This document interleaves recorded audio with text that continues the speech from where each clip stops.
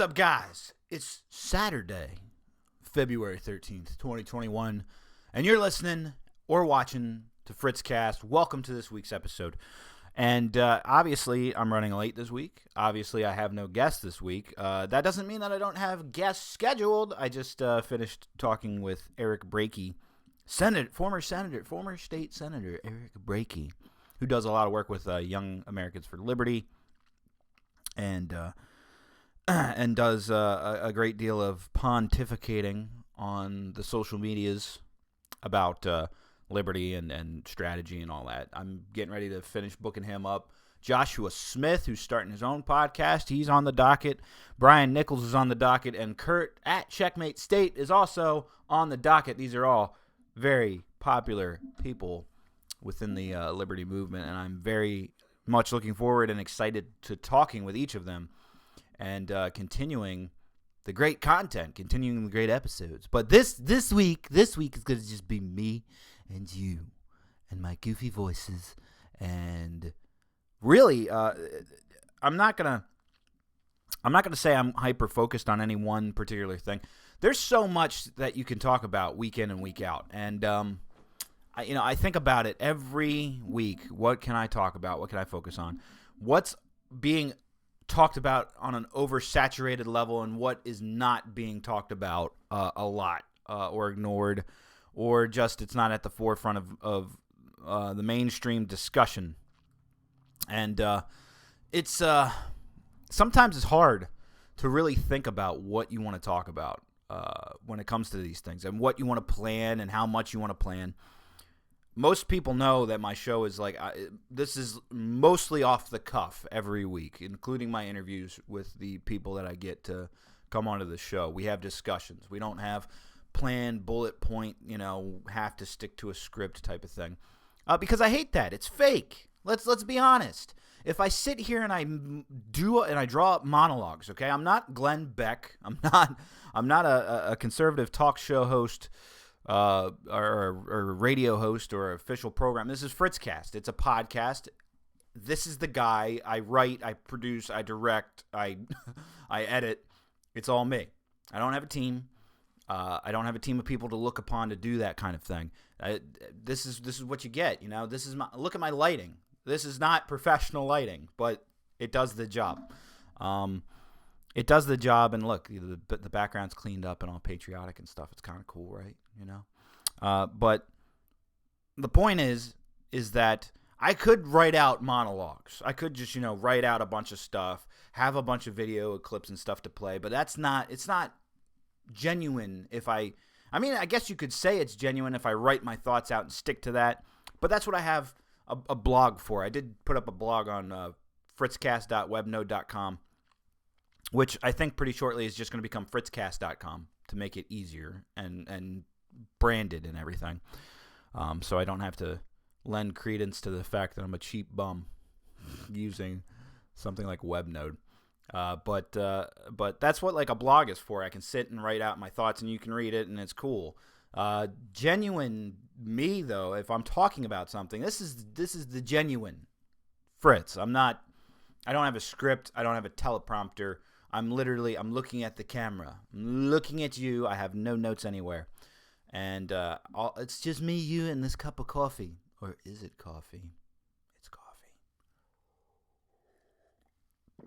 And, for those of you listening, for those of you that don't indulge in the YouTube program, but you listen on Apple Podcasts or Spotify, you guys are probably the OGs that have been with me since day one. You know how this works. I think the best genuine thought and the most unique and true self and thought is off the cuff. It's not me sitting down and rehearsing it, I can rehearse stupid voices and stuff, that's fine, but I'd rather just do it this way.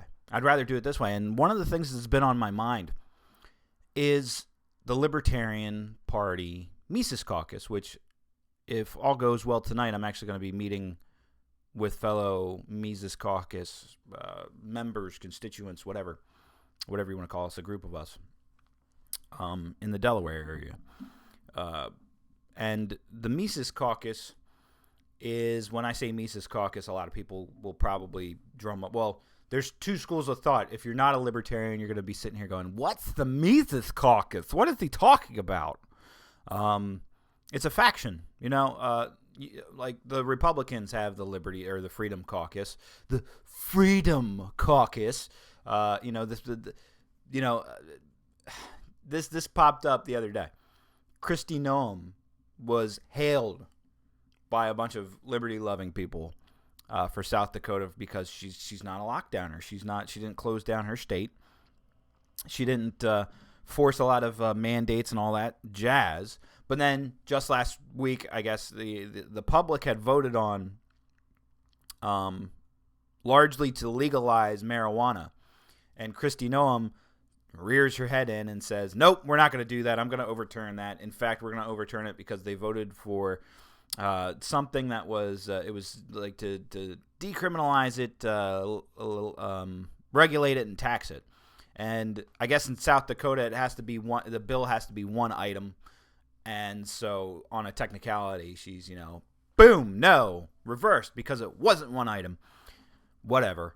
That's causing a stir of people like, oh, Kristi Noem's talking about limited government and being this big, open state that, is all about your personal freedom, except when you want to smoke or grow or eat a plant that we don't like. I'm not going to turn this into a drug war discussion, though, because it doesn't need to go there. I don't want it to go there, and it's not on the subject that I want to talk about. In talking about the Mises Caucus, though, a lot of people think of Dave Smith, Joshua Smith, and other people as well. And it's always referred to as the takeover. This is like some drummed up stuff about, the Mises Caucus is going to infiltrate and take over the Libertarian Party.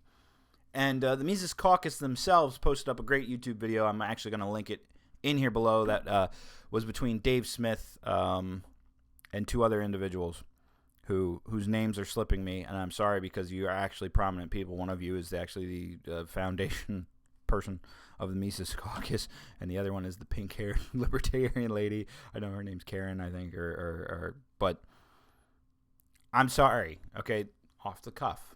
All right, this is what happens when I don't write down and take notes. But Dave Smith, of course, comedian, and very, very prominent on social media and very big social media presence in the Libertarian Party, gets a lot of flack. So does Thomas Woods. So does a bunch of Mises Caucus people. There's lots of slander going on. There's lots of made up, some of it's made up, straight up lies. And I think everybody and their brother has debated Dave Smith at this point. I haven't reached out to him yet, but I would love to have Dave Smith on at one of the episodes coming up, just to have a discussion. The only reason I haven't reached out to him yet is because I'm afraid. I'm not debating him because I'm very much on Dave's side. There might be one or two points where I'd be like, wait, hold on. Let's, can we focus or can we refocus or look at it in a different way? But overall, I would say if we harken back to my Larry Sharp episode, it's like 80-20, but it's probably more like 95-5, where I'm like, yeah, Dave Smith is the guy. Dave Smith is the way. Dave Smith is smart about this. And the only reason I haven't extended that invitation is because I'm afraid that it's an over talked about point on that front. Like, he's debated so many people about it. He's talked about it day in and day out on his own podcast. And I'm sure there's dozens of other interviews that I could pull up that he's done recently about the subject. And I don't want to just be a rehashing echo chamber of the same talking points and not have something genuine come out of it. But back to the original point, people shit on Dave Smith and some of the Libertarian Mises Caucus members. And I think it's wholly unwarranted. I think it's a kind of a warfare generated from the quote-unquote establishment Libertarian Party. There's an establishment Libertarian Party? The political parties, I think, get that way, whether they're actually influential in American politics, or like the Libertarian Party, not so much. When you're a libertarian, I think more people philosophically line up with libertarian ideology, but they don't with the party, because the party is this haphazard, disorganized, disjolted thing. It lacks vision. It lacks direction. It lacks enthusiasm. It lacks fire. It lacks spark. And we have to honestly talk about that. Because if we don't honestly talk about that, what is the point? This is something that my friend Brian Nichols brings up all the time as a marketer and a salesman. You can't sell people on coming to the Libertarian Party as just being a loud noises. You can't sell people on not winning. You can't sell people on half-assed approach or Republican light. I mean, let's talk honestly about it. The one thing that people bring up a lot is 2016. Okay, we did have a 2020 election cycle, and I'll get there in a second. 2016, Gary Johnson, Bill Weld. Bill Weld, not a libertarian.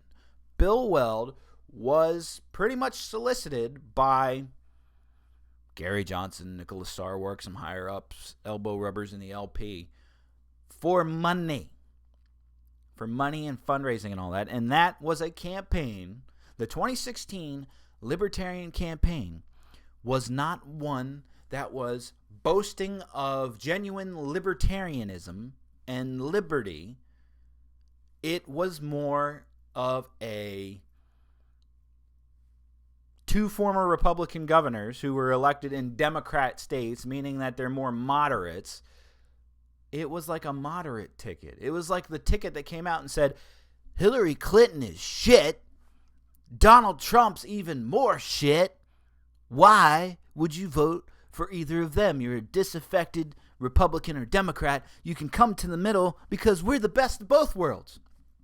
And guess what? When you try to sell yourself as the best of both worlds, I believe there's a Van Halen album called The Best of Both Worlds. It's like a greatest hits album that has David Lee Roth, the greatest hits, and Sammy Hagar, greatest hits. And if you ask me, nobody really cares or likes Sammy Hagar, Van Halen. Maybe there's a good song or two, I don't know. I didn't like any of it. When you talk about Van Halen, it's either we're talking OG David Lee Roth, Van Halen albums, or nothing. I don't really care for Sammy Hagar, Van Halen. It's not Van Halen to me. It's like a different band. And Johnson Weld, as enthusiastic as I was in 2016, this is what happens. Like, if you casually get into the liberty movement, Larry Sharp is right. You either become more libertarian or you leave. I became more libertarian. I started criticizing the 2016 approach because while Nick Sarwark was standing up at podiums and talking about how not even 5 million votes was an impact. I mean, yes, it was an impact, but it wasn't an impact on a libertarian message. It was an impact on a message of we hate Donald Trump and Hillary Clinton so much that we'll vote for this person, and we could only rope up 5 million people for that. And there was a significant, I guess, tremor from that because people thought this is a working strategy in 2016. And I said, following that and through the last couple of years of the podcast, you can go back and dig through episodes and you can hear me say that the success of 2016 for libertarians hinges on what happens in the coming elections. And did libertarians sweep elections across the board up and down? Did libertarians grow their party? Did libertarians get even more voters or the same amount of voters in 2020? And the answer is no. The answer is no, because a bunch of those people that voted for Johnson and Weld weren't libertarians. Not at heart. Not at heart.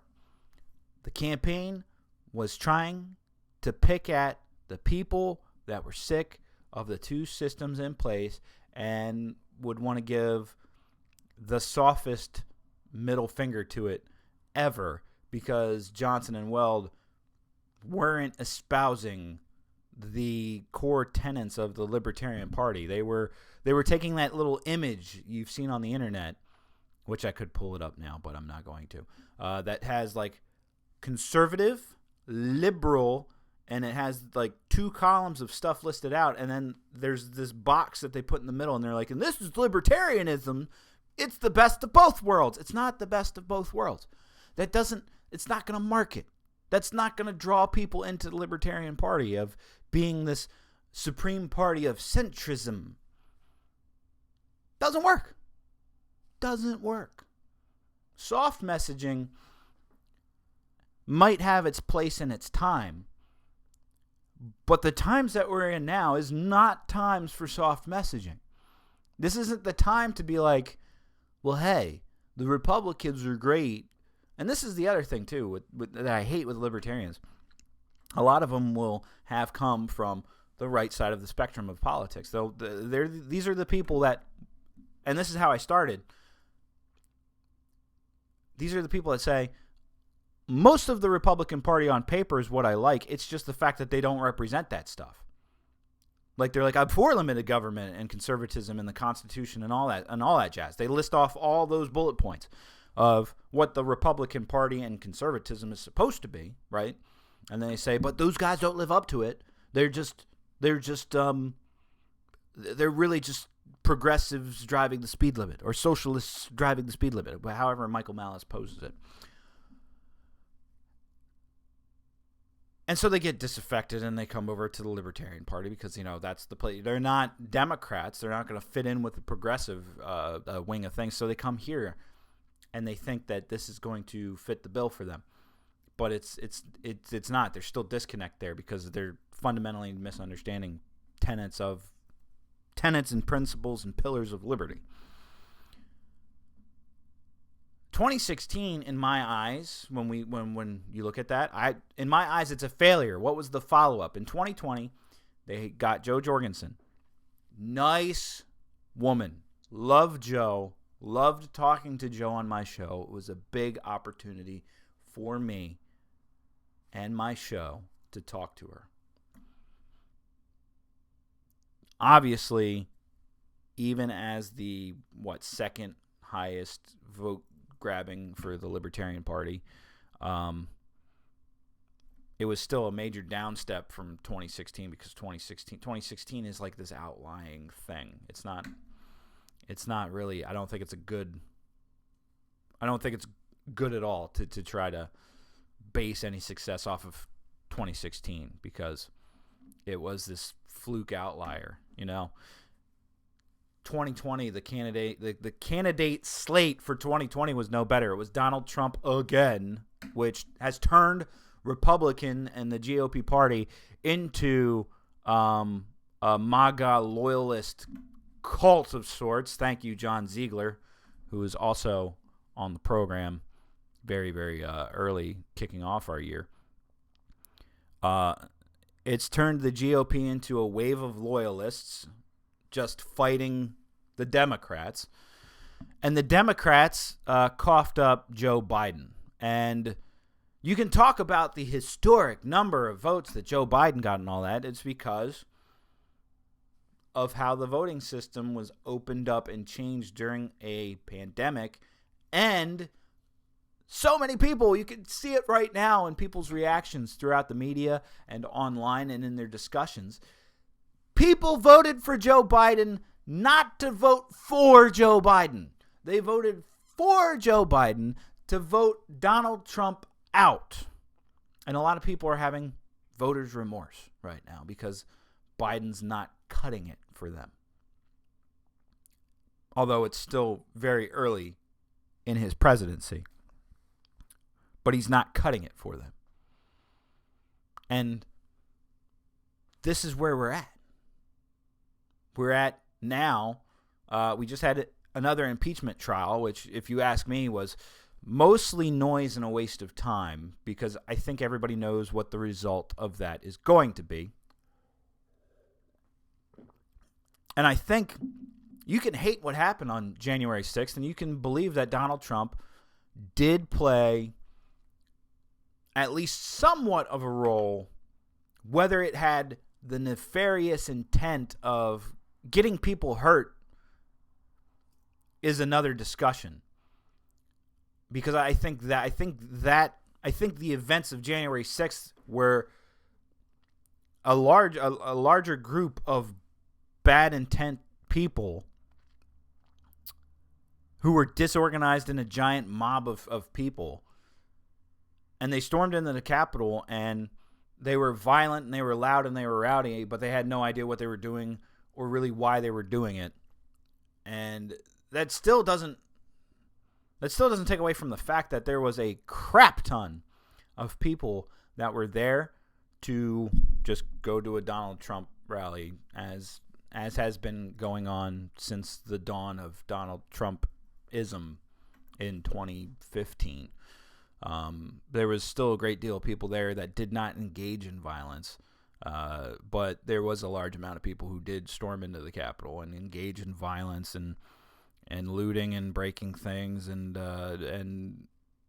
engaging in actions that otherwise, I think are just, I really don't like talking about it. I really don't like looking back at the footage of it. I don't like any of it. But this is where we stand. And we just went through another impeachment trial, but I think we all know what the outcome of that's going to be. And but now we also have overreaching cancel culture of sorts. Gina Carano, for example, getting the can from Disney from she was in The Mandalorian as Cara Dune, as a character that people ended up really, really loving. And she gets canned by Disney for tweets that weren't overly hateful or anything like that. If anything, it was just merely stating facts of history.